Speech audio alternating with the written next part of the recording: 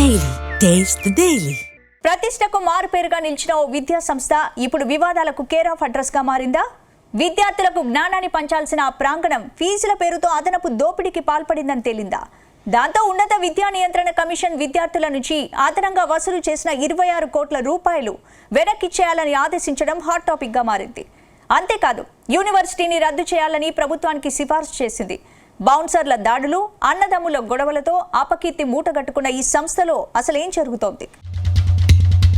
తిరుపతిలో శ్రీ విద్యా నికేతన్ విద్యా సంస్థకు ఉన్నత విద్యా నియంత్రణ మండలి భారీ షాక్ ఇచ్చింది.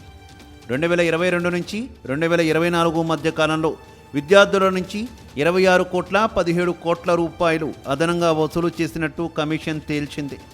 నిబంధనలకు విరుద్ధంగా వ్యవహరించినందుకు గాను ఏకంగా 15 లక్షల రూపాయలు జరిమానా విధించింది. ఈ మొత్తాన్ని విద్యార్థులకు 15 రోజుల్లోగా తిరిగి చెల్లించాలని ఎంబీయూ యూనివర్సిటీ యాజమాన్యాన్ని ఆదేశించింది.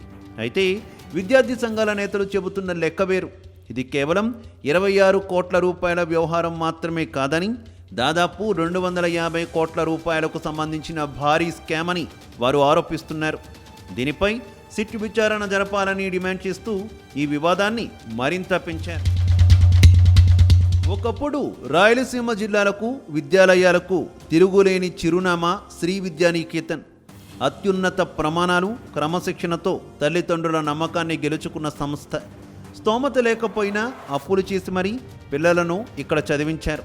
కానీ 2022లో ఇది ప్రైవేట్ విశ్వవిద్యాలయంగా మారిన తర్వాత సీన్ పూర్తిగా మారిపోయింది. మోహన్ బాబు కుటుంబంలో తలెత్తిన గొడవలు, కళాశాల ప్రాంగణంలోనే చోటు చేసుకున్న బౌన్సర్ల దాడులు, ఉద్యోగుల జీతాల వివాదాలు అన్నీ విశ్వవిద్యాలయం ప్రతిష్టను మసకబార్చాయి. విద్యా ప్రమాణాల కంటే వివాదాలకే ఎక్కువ ప్రాధాన్యత దక్కిందన్న విమర్శలు మూటగట్టుకుంది. అంతేకాదు, విద్యార్థుల నుంచి అధిక ఫీజులు వసూలు చేయడమే ఈ వివాదానికి మూల కారణం. ప్రైవేట్ విశ్వవిద్యాలయంగా మారిన 70% పాత కోర్సుల సీట్లను, 30% కొత్త కోర్సుల సీట్లను కన్వీనర్ కోటా కింద భర్తీ చేయాలని ప్రభుత్వం ఆదేశించింది. ఈ సీట్లకు ఫీజులు నియంత్రించే అధికారం ఉన్నత విద్యా నియంత్రణ కమిషన్కే ఉంటుంది. కానీ నిబంధనలను పక్కన పెట్టి ఉన్నత విద్యా నియంత్రణ కమిషన్ నిర్ణయించిన ఫీజుల కంటే అదనంగా వసూలు చేయడం ప్రారంభించింది యూనివర్సిటీ. హాస్టల్, మెస్ సౌకర్యాలు ఉపయోగించని స్థానిక డే స్కాలర్ విద్యార్థుల నుంచి సైతం ప్రతి ఏటా 20,000 రూపాయలు అక్రమంగా వసూలు చేస్తున్నారు. యూనివర్సిటీలో ప్రతి సంవత్సరం నిర్వహించే మోహన్ మంత్రం కార్యక్రమం పేరుతో ప్రతి విద్యార్థి నుంచి ముక్కు పిండి డబ్బులు వసూలు చేసినట్టు ఆరోపణలు వినిపిస్తున్నాయి. ఈ అక్రమాలను ప్రశ్నించిన విద్యార్థులను బౌన్సర్ల చేత బెదిరించడం, దాడులు చేయించడం వంటి ఘటనలు వెలుగులోకి వచ్చాయి. దీంతో విద్యార్థి సంఘాల నిరసనలతో పాటు తల్లిదండ్రులు అసోసియేషన్ నేరుగా all India council for technical education, ఉన్నత విద్యా నియంత్రణ కమిషన్లకు ఫిర్యాదు చేయడంతో ఈ వ్యవహారం వెలుగులోకి వచ్చింది. గతంలో మంచు కుటుంబంలో పలుమార్లు గొడవలు జరిగాయి. మోహన్ బాబు చిన్న కొడుకు మంచు మనోజ్ స్వయంగా రంగంలోకి దిగారు. తన తండ్రి గొప్ప ఆశయంతో స్థాపించిన సంస్థపై వస్తున్న ఆరోపణల విషయంలో తాను విద్యార్థులకు, తల్లిదండ్రులకు మద్దతుగా నిలబడతానని ప్రకటించడం సంచలనం రేపింది.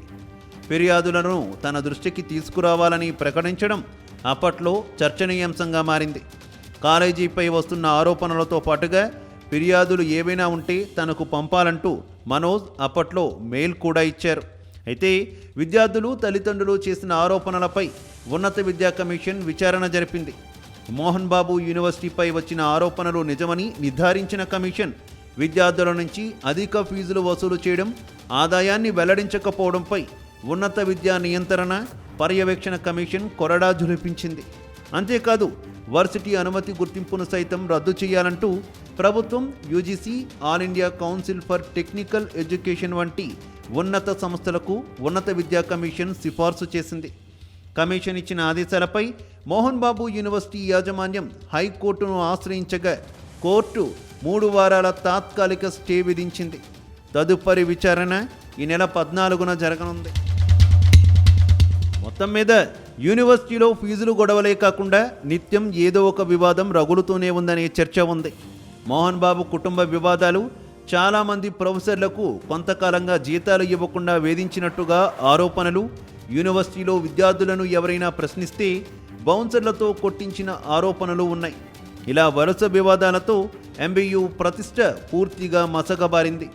ఇలా కుమారుల వివాదం నడుమ మోహన్ బాబు యూనివర్సిటీ విషయాలు గాలికి వదిలేశారని విమర్శలు వస్తున్నాయి. గతంలో ఫీజు రియంబర్స్మెంట్ కోసం ధర్నాకు దిగిన మోహన్ బాబు ఇప్పుడు ఈ దోపిడీకి ఏం సమాధానం చెబుతారని పెద్ద ఎత్తున ప్రశ్నిస్తున్నారు విద్యార్థి సంఘం నేతలు. కేవలం 26 కోట్ల రూపాయల ఫీజుల వివాదం మాత్రమే కాదని, ఇది 250 కోట్ల రూపాయల భారీ స్కామ్ అని, దీనిపై వెంటనే సిట్ విచారణ జరపాలని విద్యార్థి సంఘాలు గట్టిగా డిమాండ్ చేస్తున్నాయి.